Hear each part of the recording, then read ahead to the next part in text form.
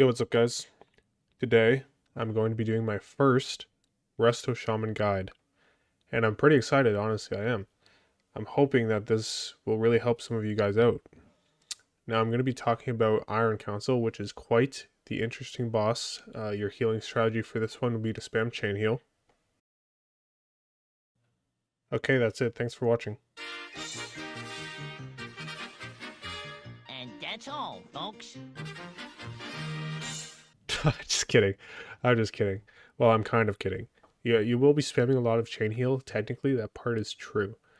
But I'm going to try to give you a deeper perspective of this boss that perhaps you might find useful. So I'll start by talking about the kind of damage that you'll be taking on this boss. This boss consists of consistent, moderate tank damage, followed by big bursts of tank damage. There's also big bursts of damage on a singular ranged player, usually a healer, and also there's light ticking damage on the entire raid that ramps up throughout the fight. Here I've outlined which healers specialize in healing each type of damage. As you can see, shamans are only really good at healing the big bursts of tank damage from the fusion punch because healing wave is so strong. But other than that, our class is not as good as the other classes at healing the rest of the damage on this fight. The term I use to describe this is priority.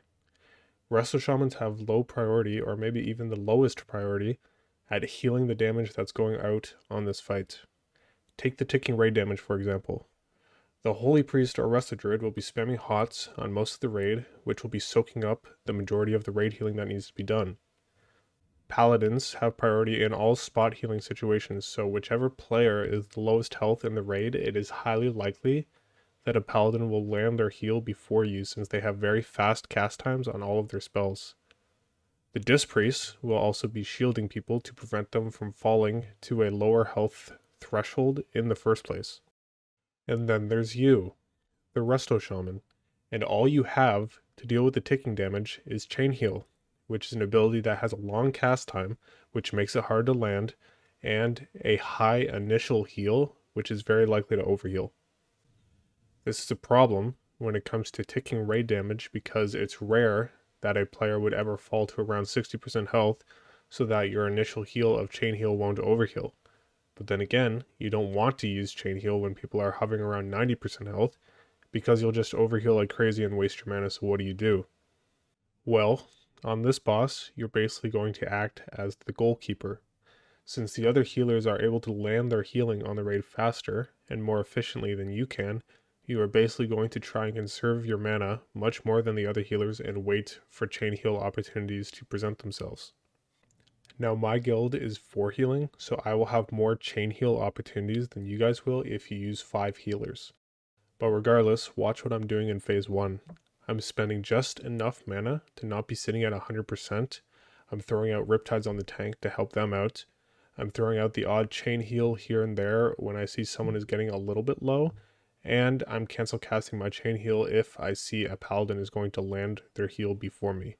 But other than that, I'm just chilling out at 100% mana for the entire first phase and letting the other healers heal for me. This is a good thing to do because again, I'm the goalkeeper on this boss. If any damage slips through the cracks, or if shit hits the fan, which it does on this attempt, then I will have all the mana that I need to power through that and keep the raid alive. Let's talk about the tank damage now. So since Holy Pallies have first dibs on the tank healing, I don't really try to mess with them that much. I kind of just let them do their thing, and again I throw out the odd Riptide here and there so that I'm not sitting at 100% mana. A huge mistake I see many Resto Shamans make on every boss, not just this one, is they spam chain heal on the tank when there's not much happening. And you really shouldn't do that, because 9 out of 10 times, you're just going to get sniped by the Holy Pallies, so you'll just be wasting your mana. And even if you do get lucky and land the heal, you'll still have accomplished absolutely nothing of value because all you did was cause the Holy Pallies to overheal.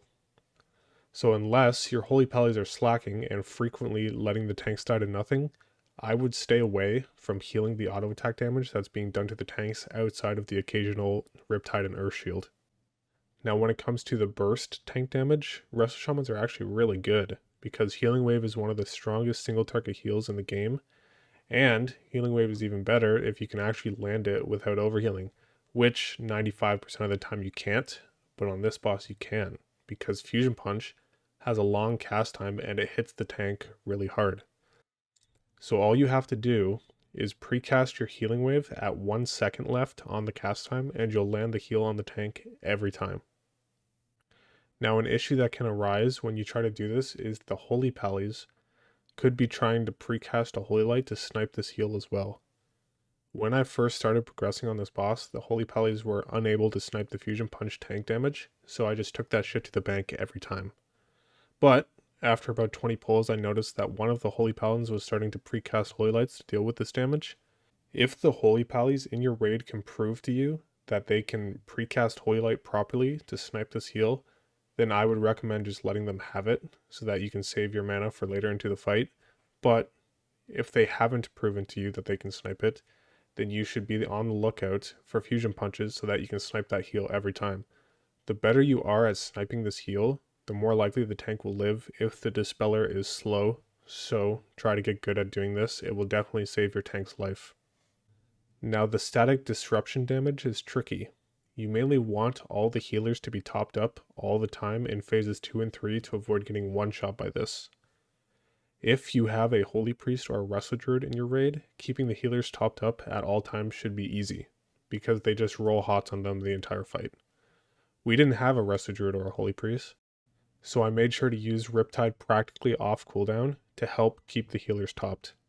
All the other healers are better at doing this specific type of healing than you are, because Resto Shamans really suck at healing people who are spread out.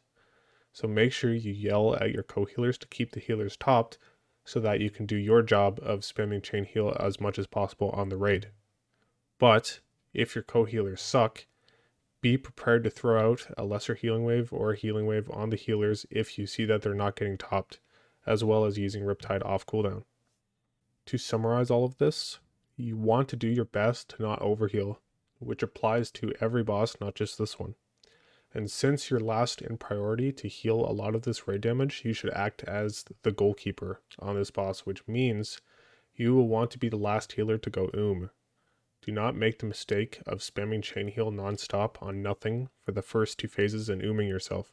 You will have accomplished absolutely nothing of value, and you'll be fucked for the last phase.